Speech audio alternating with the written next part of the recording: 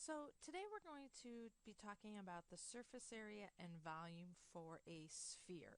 Most people, when they see a sphere, they just think of it as a ball. Okay, it's a three-dimensional circle like the globe, a tennis ball, baseball. So what we're going to be doing is we're going to be calculating the surface area for our sphere, and we're going to be calculating the volume for our sphere. Again, remember, surface area is like wrapping a present. If you think about a baseball, if we were going to wrap it in leather, that would be the surface area. The volume, again, is filling it up inside like a water balloon, okay? So we have two formulas that we need to discuss for our sphere. The surface area formula, let's go ahead and say surface area is 4 pi r squared. Now, again, since a sphere is that three-dimensional circle, I bet you could probably figure out that the r refers to the radius.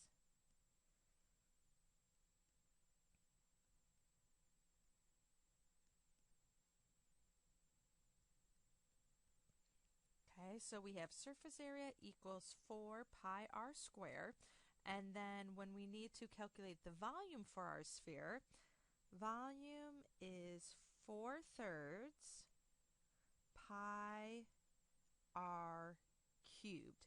Now again, that r standing for our radius. So two pretty basic formulas. We only have one variable that we need to fill in, just the radius. So let's go ahead and work with problem 1 and 2. In problem number 1, we are being asked to find the surface area. So again, surface area is that formula 4 pi r squared. And if we look at our sphere, our radius is right there. Our radius is 5. So we can go ahead and fill in that information. We are going to have 4 pi 5 squared. Now, again, we can go ahead, 5 squared is 25, 25 times 4 is 100.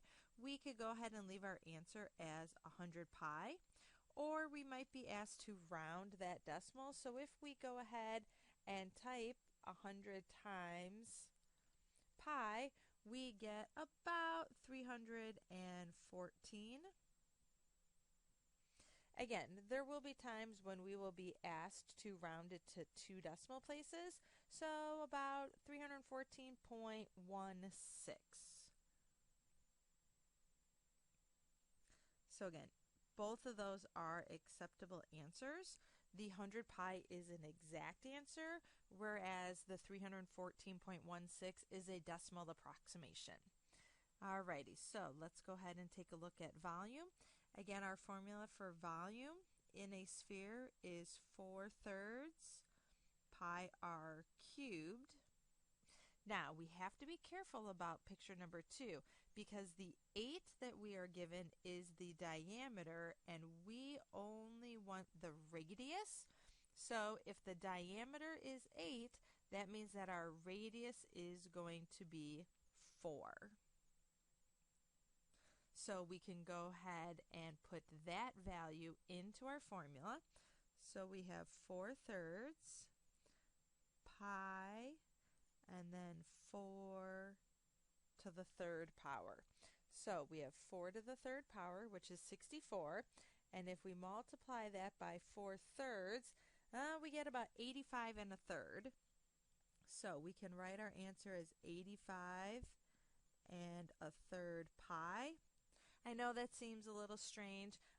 We could always just go ahead and get that decimal approximation, multiply that by pi, and we get about 268.08.